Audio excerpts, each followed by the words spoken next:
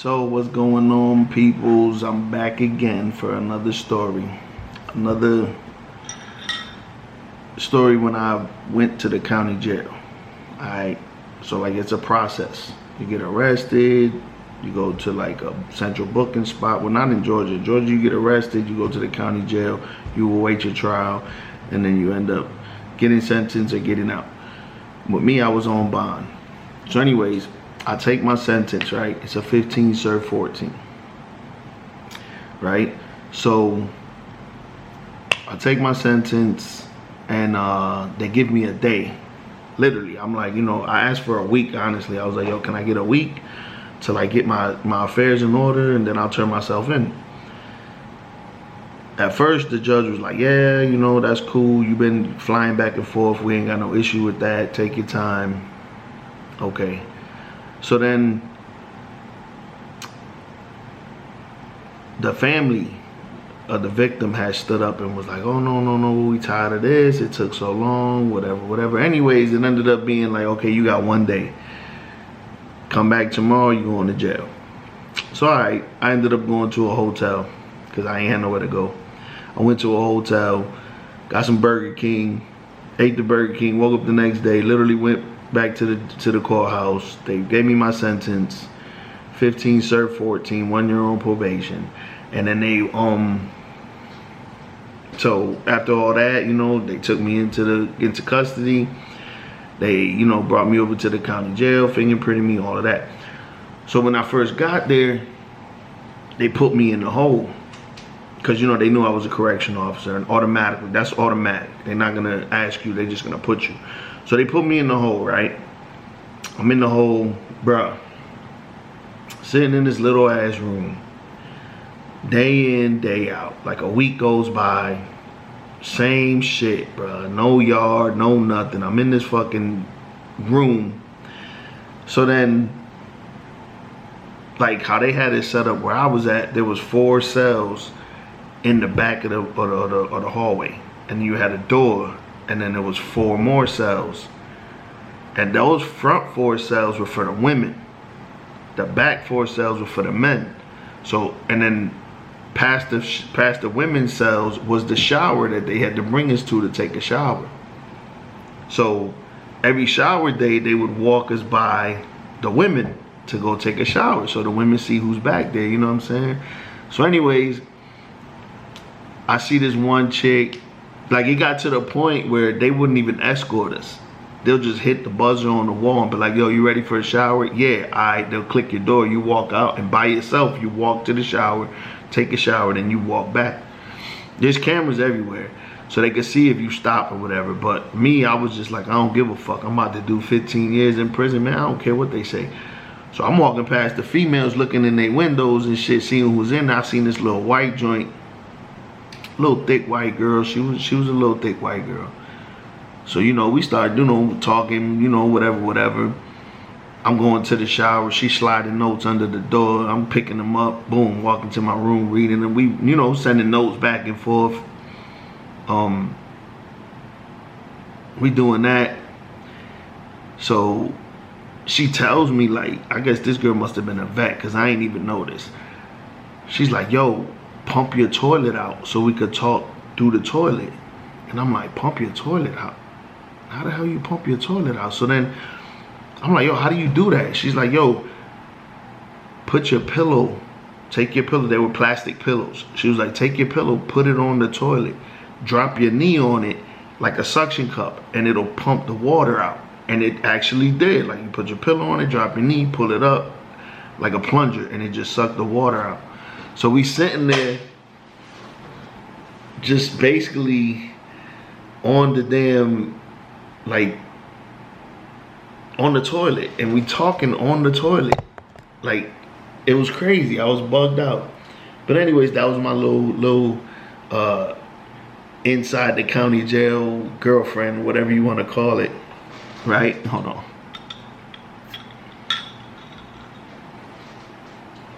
So, we kicking it, help the time go by. I'm writing, she writing, we pumping the toilet at night, talking all through the toilet, saying all kind of stuff we want to do to each other when we get out and all this and this and that. And So then, like, I want to say like 2 weeks go by, and the captain of the county jail told the sergeant, he was like, yo, go down there and see if Rodriguez is willing to go on the outside detail. Because my charges were serious, but it wasn't that serious to where I couldn't go outside and work in the state of Georgia. I don't know how it is in other states, but in the state of Georgia, if you got, I think it's like 15 years or less, and it's not a violent crime, like they don't consider it a violent crime, like murder, rape, whatever, then they let you go outside and work, like cut grass. They got all kind of different stuff to do. So anyways, the sergeant comes up to me, and he's like, yo, Rob, you know, they knew me by now. They knew who I was at the time I got convicted, a correctional officer. So he was like, yo, Rob, you want to work outside? And I'm like, well, what you want me to do? Because I ain't trying to cut grass and no slave type shit. He was like, nah, we got you a job at the sheriff's department. You go down there, you know, you clean the bathrooms, you know, clean up the offices. When they want you to wash your car, you wash their cars for them, vacuum them out, whatever. You know what I'm saying? So I was like, oh, okay, cool. I don't mind. I'll do that. So he comes in on a Monday. He's like, yo, they're going to come and get you. It's like 6 in the morning. He's like, they're going to come and get you. So I'm like, all right. Boom, they pull up. They pick me up. It's like 7 o'clock in the morning. They pick me up. I get in the car. We drive to the sheriff's department. It's like in an old school at this time because they were remodeling their joint. So it was in an old school in Jessup, Georgia. So I'm out there and they telling me what I got to do. I'm like, all right, cool. You know, me, I'm thinking like I'm getting away from the jail. I'm out here in the free world again. Like, I'm free, literally. Like, I mean, I can't go where I want, but I'm basically, it was so big, the area that I could move around in, I was chilling. I'm like, okay. Had my own little room, my own TV, couch, recliner, refrigerator, grill, microwave. You know what I'm saying? It was a big-ass school with, you know, different classrooms. But in the classroom I went in, that was my little area. So I got that job. I started doing that. I started talking to, you know, the sheriff's guy started talking to me. The police officer started talking to me, asking me questions about the situation. I explained it to him. It was a bunch of mess about, you know, oh, we know you didn't do it. We heard you didn't do it. You should have fought the case. You should have did this. Let me talk to the judge. I'll talk to the judge. And then, you know, it was literally a time where I was like, damn, I might get out.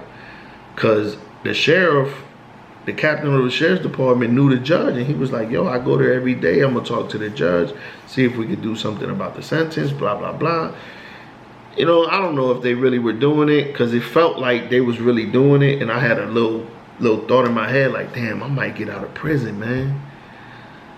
So anyways, it never happened, obviously.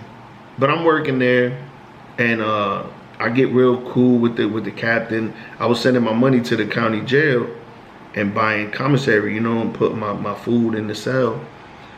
So then, as I'm working there and everything, and the captain's like, yo, they treating you good over there? You know, it was, at first it started like they'll pick me up at 7 in the morning and drop me off at like 7, 8 o'clock at night. So mind you, I'm out all day. You know what I'm saying? I ain't in the jail. I'm out in the free world all day long. So I'm chilling. I'm like, yo, this is great.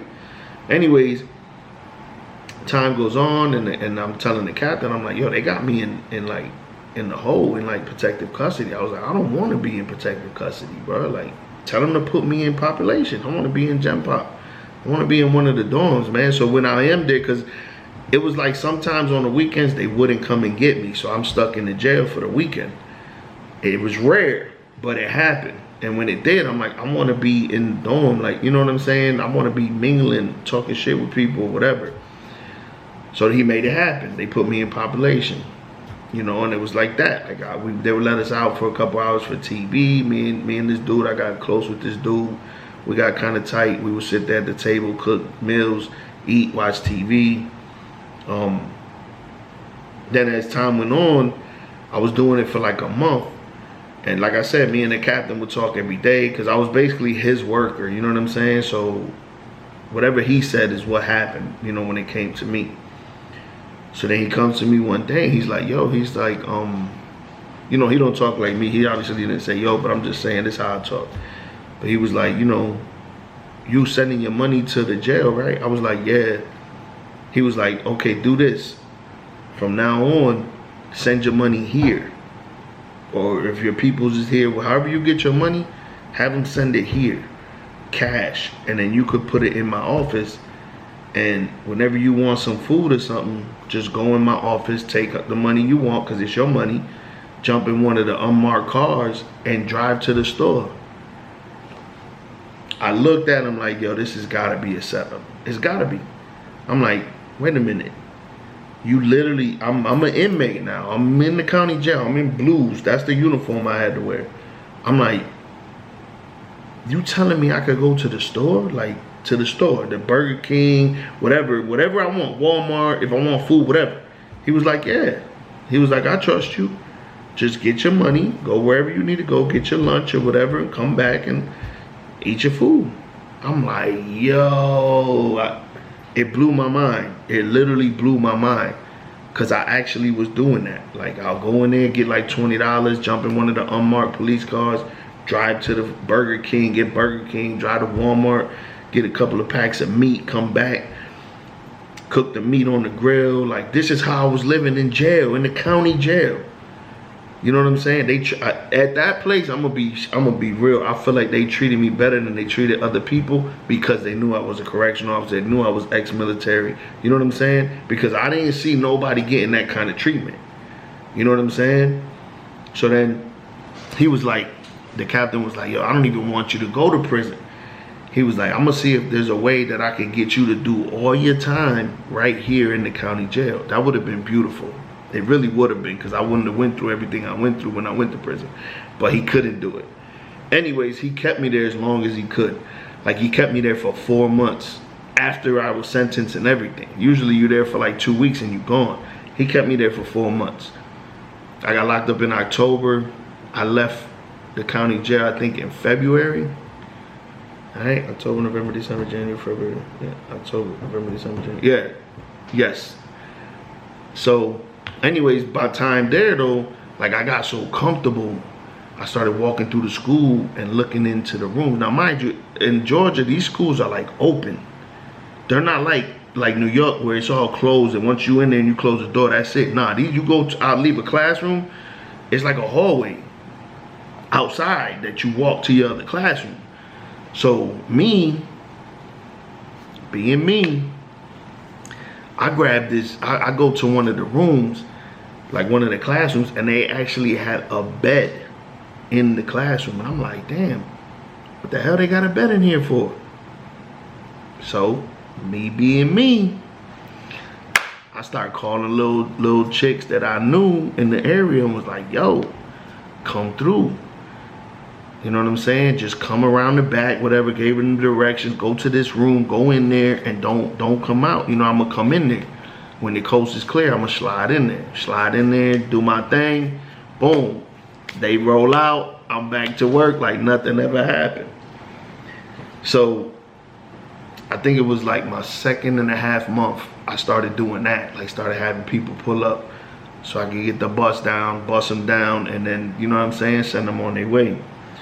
So now, like, you gotta imagine how I felt. I'm like, damn, I'm living the life. I go to the store, get whatever I want. I got chicks pulling up. I'm getting, you know, I'm busting them down. I'm getting my rocks off. I'm chilling. I don't even want to go. If this is where I can stay, I want to stay here. So he ends up coming to me. He's like, man, I don't know if I'm gonna be able to keep you out here. You know what I'm saying? They want you to actually go to the reception, and they want you to go through that whole process. He was like, so I don't think I'm gonna be able to keep you out here. And I'm like, damn, that's messed up. But I was like, it's all good, man. You know, like, it is what it is. I enjoyed the time. You know what I'm saying? Definitely enjoyed the time, man. Like, it got to the point where they would come pick me up at like 6 in the morning and not bring me back to the jail till like 2 in the morning, 2 the next morning. Cause the captain was like, I don't even want you in there. If I could, I'd keep you out here. You know what I'm saying? It was that, we got that close, like talking every day, kicking it, you know, telling them my story, my life story, all that. You know what I mean? it was just crazy. Like 6 in the morning till 2 in the morning. I'm out there doing what I want. So I got people pulling up. You know what I'm saying? 10 o'clock at night, yo, pull up. The police ain't rarely out here at all that late. They like, who's gonna get their car washed at 10 o'clock at night? Nah, the captain was just like, leave them alone. You know, before y'all switch shifts or whatever, then somebody bring them back. You know what I'm saying? But until then, just leave him alone. Let him do his thing. He ain't going nowhere. He ain't causing no problems. So they literally left me out there, man. And I got, yo, I did not want to leave, man. I promise I did not want to leave. That was sweet, too sweet. Like, I didn't even feel like I was in jail at the time. I smoked cigarettes. Some of the sheriff deputies would come up with get their car washed and be like, yo, you see that pack in there? Go ahead, take it. It's yours. I'm taking packs and say I ain't had to pay for that. Yo, it was beautiful. It was beautiful. They all showed me respect. They didn't disrespect me. They didn't treat me like I was an inmate. You know, and again, that probably might have been because of them knowing that I used to be a CO, but it was just a great time in my sentence. You know what I'm saying? Was that county jail time. Because I was locally in, you know, in the area where I committed my crime, about an hour away from where I lived. You know what I mean? They knew a lot of the COs that I worked with, so yeah, they took real good care of me at that spot, man. I'm telling you, I was living free. I was getting what I wanted, when I wanted, food. Girls were sliding up there all the time, letting me bust them down. They had like little drug court behind the building where I see little females walking through. You know, I'm a talk, especially being locked up. I'm like, yo, hey, yo, come here, let me, what's up? Where you going? Bagging them, yo, come back at this time, you know what I'm saying? I'm free, I'm sitting out there. I didn't do no drinking though, because I was scared if I got in the car and they smelt it, they would have took that opportunity from me. And I was like, I'm not losing this detail. I'm not losing this job. You know what I'm saying? So yeah, that's how I was living in the county jail. I lived for 4 months like that. Well, like, I'm gonna say 2.5 months, because it took like 2.5 for them to really trust me and give me that much freedom out there. But yo, I was doing that, man. I was doing that. And if I could name names, I would, but I'm not gonna do that to nobody. But yeah, I was out there living good, man, at the county jail, man. And I didn't want to leave. I definitely didn't want to leave, man. I had everything I wanted, man. Everything I wanted. So yo, I'm gonna leave this video like that was my county jail stint. I ain't go through no heartache or no pain in the county jail. Everything was cool. You know what I'm saying? I had a great time in the county, as messed up as it is to say, but my county jail time was the best part of my sentence until I get deep into it. But yeah, in the videos, I'm gonna go into me when I left the county, going straight to the reception, Jackson State Prison. From there to the other prison, I'm gonna give y'all the stories of each prison I went to and what I went through in each prison. But this was just a story about my county jail time. Yo, stay tuned, man. I'm telling you, it gets thick. It gets deep.